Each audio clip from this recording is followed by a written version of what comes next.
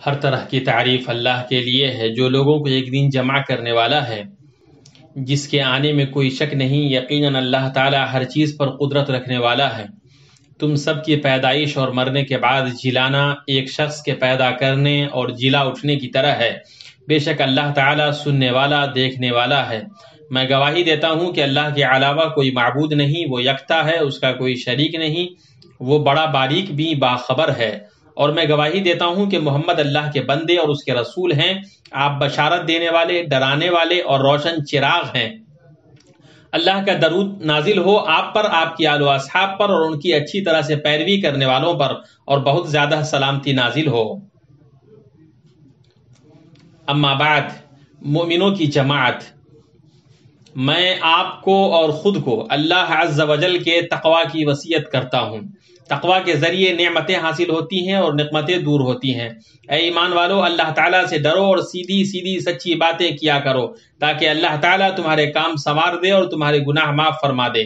اور جو بھی اللہ اور اس کے رسول کی تابعداری کرے گا، اس نے بڑی مراد پالی۔ مسلمانوں، آخرت پر ایمان ان بڑے معاملوں میں سے ہے جنہیں رسول لے کر آئے، جن کے بارے میں کتابیں نازل کی گئیں۔ لہذا کوئی نبی ایسے نہیں ہے جنہوں نے اپنی امت کو اس کی یاد نہ دلائی ہو۔ یہ عقیدہ ایمان کے 6 رکنوں میں سے ایک ہے۔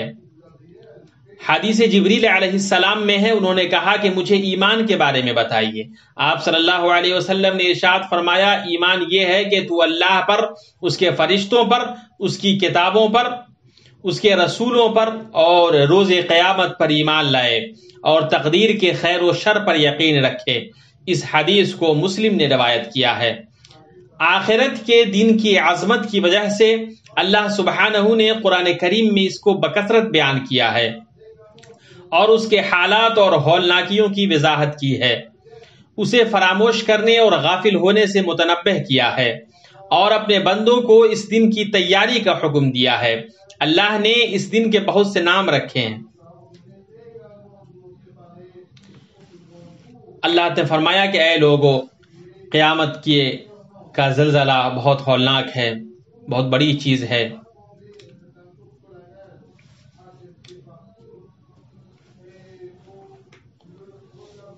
اور اللہ تبارک تعالیٰ کا عذاب بڑا سخت ہے۔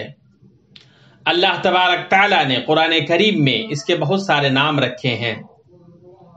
الحاقہ ثابت ہونے والا، القاریہ کھڑکھڑانے والا، الصاخہ کان بہرا کر دینے والا، القیامہ قیامت کا دن، اسی طرح یوم الدین بدلے کا دن، یوم الفصل فیصلے کا دن، یوم التغابن ہار جیت کا دن، اور وہ دن جس میں اللہ اولین و آخرین کو جمع کرے گا، اور جس دن آسمان و زمین والے کی ملاقات ہوگی، وہ دن جس میں سب لوگ جمع کیے جائیں گے، اور وہ دن ہے جس میں سب حاضر کیے جائیں گے۔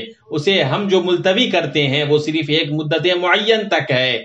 جس دن قیامت آ جائے گی، مجال نہ ہوگی کہ اللہ کی اجازت کے بغیر کوئی بات بھی کر لے۔ اللہ اور اس کے رسول پر ایمان لانے والوں، جو قیامت کا دن ہوگا، اس دن اللہ تعالیٰ اسرافیل علیہ السلام کو حکم دے گا کہ وہ سور پھونکیں، چنانچہ آسمان تھر تھرانے لگے گا اور پہاڑ چلنے پھرنے لگیں گے۔ آسمانوں اور زمین کی ہر شے پر موت کی بے ہوشی طاری ہو جائے گی، صرف اللہ جل جلالہ کی ذات باقی رہ جائے گی، جو ایک اور یکتا ہے، بے نیاز بادشاہ ہے۔ پھر اللہ سبحانہ تعالی آسمان کو بارش برسانے کا حکم دے گا، جس کی وجہ سے لوگ اپنی قبروں میں جی اٹھیں گے، جس طرح سبزیاں پانی میں اگ آتی ہیں۔ اس کے بعد اسرافیل علیہ السلام دوبارہ زندہ کر کے اٹھائے جانے کی سور پھونکیں گے، جس کی وجہ سے روحیں اپنے جسموں میں لوٹ آئیں گی اور لوگوں کی قبریں پھٹ جائیں گی، اور سور پھونک دیا جائے گا۔ پس آسمانوں اور زمین والے سب بے ہوش ہو کر گر پڑیں گے، مگر جسے اللہ چاہے۔ پھر دوبارہ سور پھونکا جائے گا، پس وہ ایک دم کھڑے ہو کر دیکھنے لگ جائیں گے۔ پھر لوگ اپنی قبروں سے اس طرح نکلیں گے گویا وہ بکھرا ہوا ٹڈی دل ہے، جو حشر کے میدان کی طرف ہانکے جائیں گے۔ حشر کا میدان سفید، صاف ستھرا اور ہموار ہوگا، جس میں تو نہ کہیں موڑ دیکھے گا اور نہ اونچ نیچ۔ لوگ قیامت کے دن ننگے پاؤں، برہنہ بدن اور غیر مختون جمع کیے جائیں گے۔ حضرت عائشہ رضی اللہ عنہا فرماتی ہیں کہ میں نے پوچھا، اے اللہ کے رسول، کیا مرد اور عورت ایک دوسرے کو دیکھتے ہوں گے؟ آپ صلی اللہ علیہ وسلم نے فرمایا، اے عائشہ، وہاں معاملہ ایک دوسرے کو دیکھنے سے زیادہ سخت ہوگا۔ اس حدیث کو بخاری اور مسلم نے روایت کیا ہے۔ مومنو، حشر کے میدان میں تمام مخلوق جمع ہوں گی۔ سورج ان کے بہت قریب ہو جائے گا، یہاں تک کہ 1 میل کی دوری پر آ جائے گا۔ لوگ اپنے اپنے اعمال کے بقدر پسینے میں ڈوبے ہوں گے۔ کوئی ٹخنوں تک ڈوبا ہوگا، کوئی گھٹنوں تک، کوئی کمر تک، اور کسی کو پسینے کی لگام پڑی ہوگی، یعنی پسینہ اس کے ناک تک ہوگا۔ اس دن جس کی مقدار 50,000 سال کی ہوگی، کچھ لوگ رسول اور انبیاء کی طرف گھبراتے ہوئے آئیں گے تاکہ وہ آسمان و زمین کے خالق کے پاس ان کی شفاعت کر دیں اور ان کو حساب کی اجازت مل جائے اور ان کا فیصلہ ہو جائے۔ یہ لوگ کسی بھی اولو العزم نبی کے پاس آئیں گے تو وہ ان سے معذرت کر لیں گے اور ان کو دوسرے نبی کے پاس بھیج دیں گے، پھر وہ ہمارے رسول صلی اللہ علیہ وسلم کے پاس آئیں گے۔ چنانچہ آپ فرمائیں گے، ہاں میں اس کے لائق ہوں۔ آپ علیہ الصلوۃ والسلام نے فرمایا، جیسا کہ صحیح بخاری میں ہے، اور پھر میں اپنے رب سے اجازت چاہوں گا اور مجھے اجازت دی جائے گی، اور اللہ تعالیٰ تعریفوں کے الفاظ مجھے الہام کرے گا جن کے ذریعے میں اللہ کی حمد بیان کروں گا جو اس وقت مجھے یاد نہیں ہے۔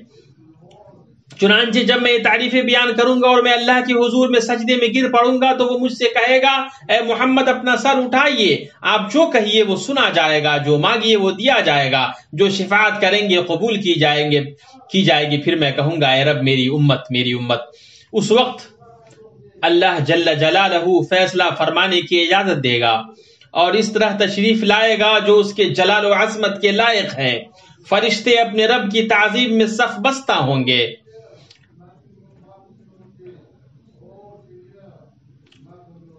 قیامت کے دن جہنم حشر کے میدان میں اس طرح لائی جائے گی کہ اس کی 70,000 لگام ہوں گی اور ہر لگام کے ساتھ 70,000 فرشتے اسے کھینچ رہے ہوں گے۔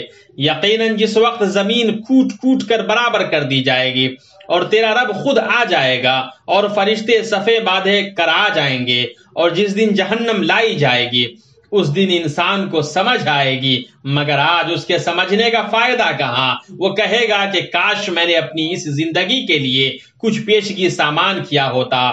جب رب جل جلالہ تشریف لائے گا تو زمین اپنے پروردگار کے نور سے جگمگا اٹھے گی، نامہ اعمال حاضر کیے جائیں گے، نبیوں اور گواہوں کو لایا جائے گا اور لوگوں کے درمیان حق کے ساتھ فیصلہ کر دیا جائے گا اور وہ ظلم نہ کیے جائیں گے، اور جس شخص نے جو کچھ کیا ہے بھرپور دیا جائے گا۔ جو کچھ لوگ کر رہے ہیں وہ بخوبی جاننے والا ہے۔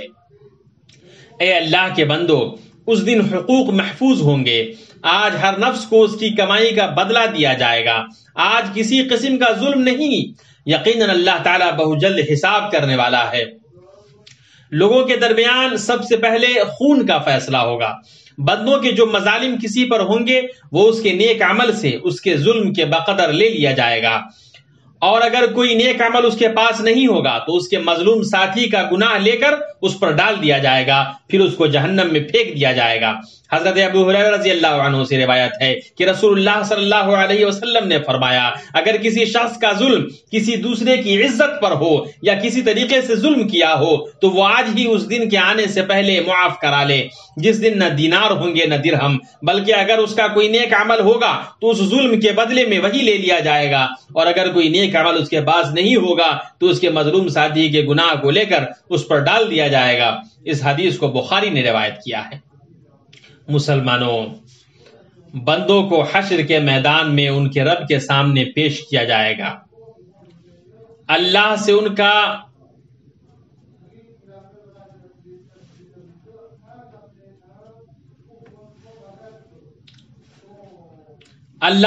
کوئی بھی راز چھپا نہ رہ پائے گا۔ ہر انسان کو بلایا جائے گا تاکہ وہ اکیلے بادشاہ جل جلالہ و تقدست اسماؤہ کے سامنے اپنی پوری کمزوری کے ساتھ بچاؤ کرے۔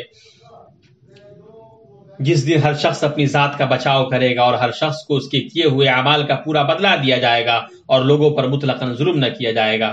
صحیحین میں ہے، رسول اللہ صلی اللہ علیہ وسلم نے فرمایا، تم میں سے کوئی نہیں مگر ان قریب اللہ اس طرح اس سے بات کرے گا کہ اس کے اور اللہ تعالیٰ کے درمیان کوئی ترجمان نہیں ہوگا۔ وہ اپنے دائیں جانب دیکھے گا تو اسے وہی کچھ نظر آئے گا جو اس نے آگے بھیجا ہوگا، اور اپنے بائیں جانب دیکھے گا تو وہی کچھ دکھائی دے گا جو اس نے آگے بھیجا ہوگا، اور اپنے آگے دیکھے گا تو اسے اپنے چہرے کے سامنے آگ دکھائی دے گی۔ اس لیے آگ سے بچو، گرچہ آدھی کھجور کے ذریعے اور پاکیزہ بول کے ذریعے ہی سے کیوں نہ ہو۔ جہاں تک مومن بندے کی بات ہے تو اللہ تعالیٰ اس کے بعض گناہ اس کو یاد دلائے گا اور اس کی جن لغزشوں سے چاہے گا درگزر کرے گا، یہاں تک کہ بندہ دنیا میں گناہوں پر پردہ پوشی اور آخرت میں ان کی معافی کی وجہ سے اللہ کے فضل اور احسان کو جان لے گا۔ حضرت عبداللہ بن عمر رضی اللہ تعالی عنہ سے روایت ہے کہ انہوں نے کہا، میں نے رسول اللہ صلی اللہ علیہ وسلم کو یہ فرماتے سنا، اللہ تعالیٰ مومن کو اپنے قریب بلا لے گا اور اس پر اپنا پردہ عزت ڈال کر اسے چھپا لے گا، پھر فرمائے گا، تجھے اپنا فلاں گناہ یاد ہے؟ تجھے اپنا فلاں گناہ یاد ہے؟ تو وہ کہے گا، جی ہاں یا رب، مجھے یاد ہے، حتیٰ کہ اللہ اس سے تمام گناہوں کا اقرار کرا لے گا۔ تب بندہ اپنے دل میں خیال کرے گا کہ وہ تو اب تباہ ہو چکا۔ اس وقت اللہ تعالیٰ فرمائے گا، میں نے تجھ پر دنیا میں پردہ ڈالا، آج تیرے لیے ان گناہوں کو معاف کرتا ہوں، پھر اس کو نیکیوں کا نامہ اعمال دے دیا جائے گا۔ اس حدیث کو بخاری اور مسلم نے روایت کیا ہے۔ لوگوں کا ایک گروہ اپنے بارے میں کرامن کاتبین کے ذریعے لکھی گئی چیزوں کا انکار کرے گا اور صرف اپنی گواہی پر ہی راضی ہوگا، چنانچہ اللہ ان کے منہ پر مہر لگا دے گا اور ان کے اعضاء سے گواہی لی جائے گی۔ صحیح مسلم میں حضرت انس بن مالک رضی اللہ تعالیٰ عنہ سے روایت ہے، انہوں نے کہا کہ ہم رسول اللہ صلی اللہ علیہ وسلم کے پاس تھے کہ آپ ہنس پڑے، پھر آپ نے پوچھا، کیا تمہیں یہ معلوم ہے کہ میں کس بات پر ہنس رہا ہوں؟ ہم نے عرض کیا، اللہ اور اس کے رسول زیادہ جاننے والے ہیں۔ آپ نے فرمایا، مجھے بندے کی اپنے رب کے ساتھ کی گئی بات پر ہنسی آتی ہے۔ بندہ کہے گا، اے میرے رب، کیا تو نے مجھے ظلم سے پناہ نہیں دی؟ آپ صلی اللہ علیہ وسلم نے کہا، وہ فرمائے گا، کیوں نہیں؟ فرمایا، بندہ کہے گا، میں اپنے خلاف اپنی طرف کے گواہ کے سوا کسی اور کی گواہی کو جائز قرار نہیں دیتا۔ تو وہ فرمائے گا، آج تم پر اپنے خلاف بطور گواہ خود کافی ہو اور کرامن کاتبین بھی گواہ ہیں، چنانچہ اس کے منہ پر مہر لگا دی جائے گی اور اس کے اپنے اعضاء سے کہا جائے گا، بولو۔ فرمایا تو وہ اس کے اعمال کے بارے میں بتائیں گے، پھر اسے اور اس کے اعضاء کے بولنے کو اکیلا چھوڑ دیا جائے گا۔ فرمایا تو وہ کہے گا، دور ہو جاؤ، تمہارے لیے دھتکار ہے، میں تمہارا دفاع کیا کرتا تھا۔ یہاں تک کہ جب بالکل جہنم کے پاس آ جائیں گے تو ان پر ان کے کان اور ان کی آنکھیں اور ان کی کھالیں ان کے اعمال کی گواہی دیں گی۔ یہ اپنی کھالوں سے کہیں گے کہ تم نے ہمارے خلاف شہادت کیوں دی؟ وہ جواب دیں گی کہ ہمیں اس اللہ نے قوت گویائی عطا فرمائی جس نے ہر چیز کو بولنے کی طاقت بخشی ہے۔ اس نے تمہیں اول مرتبہ پیدا کیا اور اسی کی طرف تم سب لوٹائے جاؤ گے، اور تم اپنی بدعمالیاں اس وجہ سے پوشیدہ رکھتے ہی نہ تھے کہ تم پر تمہارے کان اور تمہاری آنکھیں اور تمہاری کھالیں گواہی دیں گی۔ ہاں، تم یہ سمجھتے رہے کہ تم جو کچھ بھی کر رہے ہو اس میں بہت سے اعمال سے اللہ بے خبر ہے۔ اے اللہ کے بندو، سوال کے جواب کی تیاری کرو، اس لیے کہ کامیابی نیک عمل میں ہی ہے۔ حدیث قدسی میں ہے، اللہ عز و جل فرماتا ہے، اے میرے بندو، یہ تو تمہارے ہی اعمال ہیں جن کو تمہارے لیے شمار کرتا رہتا ہوں، پھر تم کو ان اعمال کا پورا بدلہ دوں گا۔ سو جو شخص بہتر بدلہ پائے تو اللہ کا شکر کرے، اور جو برا بدلہ پائے تو وہ اپنے آپ کو ہی ملامت کرے۔ اعوذ باللہ من الشیطان الرجیم۔ تو جسے بھی اپنے پروردگار سے ملنے کی آرزو ہو، اسے چاہیے کہ نیک اعمال کرے اور اپنے پروردگار کی عبادت میں کسی کو بھی شریک نہ کرے۔ اللہ میرے لیے اور آپ کے لیے قرآن اور سنت میں برکت دے، مجھے اور آپ کو اس کی آیات اور حکمت سے فائدہ پہنچائے۔ میں کہتا ہوں جو تم سن رہے ہو، اور اللہ سے اپنے لیے اور آپ کے لیے گناہ کی مغفرت طلب کرتا ہوں، آپ بھی اس سے مغفرت طلب کریں، بے شک وہ بڑا بخشنے والا غفور الرحیم ہے۔ ہر طرح کی تعریف اللہ کے لیے ہے جس نے اپنے رسول کو ہدایت اور دین حق کے ساتھ بھیجا تاکہ اسے تمام دینوں پر غالب کرے، اور اللہ تعالیٰ بطور گواہ کافی ہے۔ میں گواہی دیتا ہوں کہ اللہ کے علاوہ کوئی معبود نہیں، وہ یکتا ہے، اس کا کوئی شریک نہیں، اس کا اقرار کرتے ہوئے اور ایک جانتے ہوئے، اور میں گواہی دیتا ہوں کہ محمد اللہ کے بندے اور اس کے رسول ہیں۔ اللہ کا درود نازل ہو آپ پر، آپ کی آل و اصحاب پر، اور بہت زیادہ سلامتی نازل ہو۔ اما بعد، مومنوں کی جماعت اللہ تعالیٰ سے ملاقات کے لیے بندہ جو چیزیں تیار کرتا ہے ان میں سب سے عظیم اللہ کی توحید اور اس کے لیے عبادت کو خاص کرنا ہے، کیونکہ کلمہ توحید ایمان کی شاخوں میں سب سے اعلیٰ اور ترازو میں سب سے بھاری ہے۔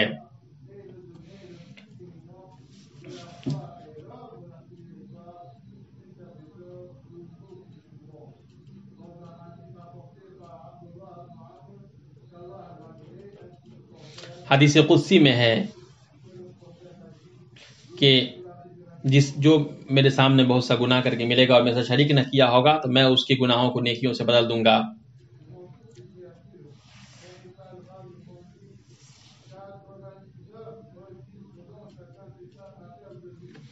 جس حالت میں آدمی فوت ہوگا اسی حالت میں قیامت کے دن اٹھایا جائے گا اور جمع کیا جائے گا۔ اگر اچھی حالت میں مرا تو اچھا ہوگا اور اگر بری حالت میں مرا تو برا ہوگا۔ کچھ لوگ تلبیہ پڑھتے ہوئے اٹھائے جائیں گے، اس لیے کہ ان کی موت حالت احرام میں ہوئی ہوگی۔ شہید کو اس حال میں لایا جائے گا کہ اس کے زخم سے خون ٹپک رہا ہوگا، رنگ تو خون کا ہوگا مگر خوشبو مشک کی ہوگی۔ قیامت کے دن ہر شخص لوگوں کا فیصلہ ہونے تک اپنے صدقے کے سایہ تلے ہوگا۔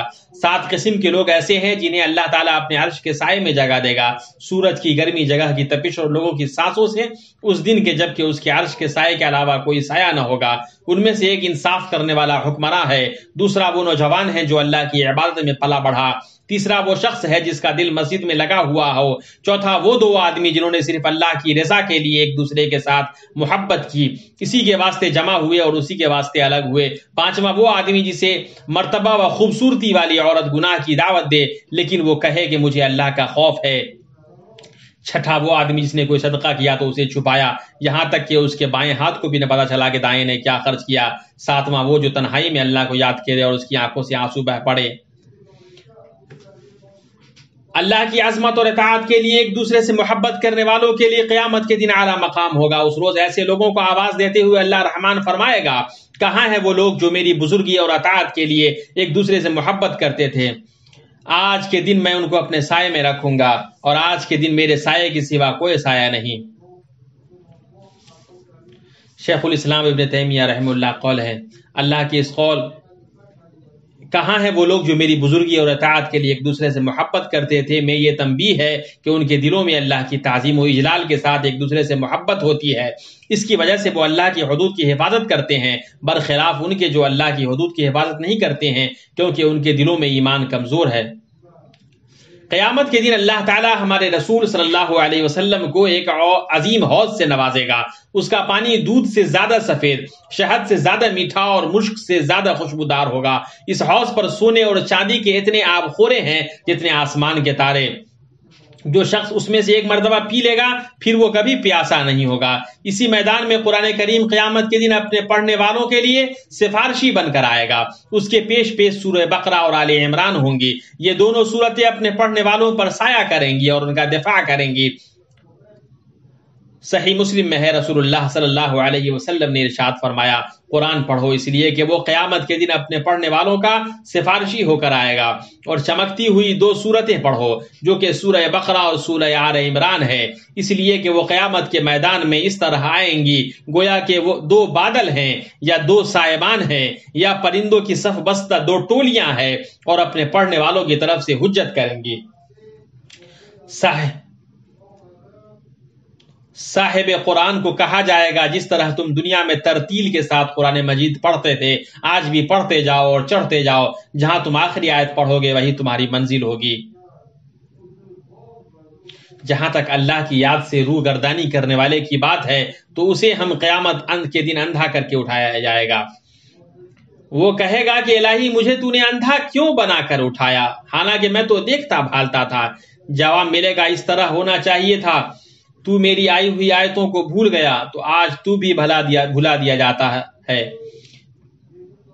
3 آدمیوں سے قیامت کے دن اللہ تعالیٰ نہ تو کلام کرے گا، نہ ان کی طرف دیکھے گا، نہ ہی ان کے گناہوں سے پاک کرے گا، اور ان کے لیے دردناک عذاب ہے۔ پہلا اپنا تہبند ٹخنوں سے نیچے لٹکانے والا، دوسرا اپنے عطیے پر احسان جتلانے والا، اور تیسرا اپنا سامان جھوٹی قسم کھا کر بیچنے والا۔ متکبر گھمنڈ کرنے والوں کو قیامت کے دن میدان حشر میں چھوٹی چھوٹی چیٹیوں کی صورت میں لایا جائے گا، جن کو لوگ حقیر سمجھ کر اپنے قدموں سے رونت دیں گے۔ ہر دغا دینے والے کے لیے ایک جھنڈا ہوگا جس کے ذریعے سے وہ پہچانا جائے گا، پھر کہا جائے گا یہ فلاں کی دغا بازی ہے۔ سود کھانے والا اپنی قبر سے حشر کے میدان کی طرف پاگلوں کی طرح نکلے گا۔ سود خور لوگ نہ کھڑے ہوں گے مگر اس طرح جس طرح وہ کھڑا ہوتا ہے جسے شیطان چھو کر خبتی بنا دے۔ جہاں تک انکار کرنے والے کافروں کی بات ہے تو انہیں منہ کے بل اندھا، گونگا اور بہرا بنا کر میدان حشر میں لایا جائے گا۔ بخاری اور مسلم میں ہے کہ ایک شخص نے کہا، اللہ کے رسول، قیامت کے روز کافر کو کس طرح منہ کے بل میدان حشر میں لایا جائے گا؟ آپ نے فرمایا، جس نے دنیا میں دونوں پاؤں پر چلایا وہ اس بات پر قادر نہیں کہ قیامت کے دن اسے منہ کے بل چلائے۔ اللہ کا تقوی اختیار کرو اے اللہ کے بندو، اس دن کا خوف کرو جس دن باپ اپنے بیٹے کو کوئی نفع نہ پہنچا سکے گا، نہ بیٹا اپنے باپ کا ذرا بھی نفع کرنے والا ہوگا۔ اللہ کا وعدہ سچا ہے، تمہیں دنیا کی زندگی دھوکے میں نہ ڈالے اور نہ دھوکے باز شیطان تمہیں دھوکے میں ڈال دے۔ جان لو اے اللہ، محمد اور آل محمد پر ایسی رحمت نازل کر جیسے تو نے ابراہیم کی آل اولاد پر رحمت نازل کی۔ بلا شبہ تو قابل تعریف اور قابل تعظیم ہے۔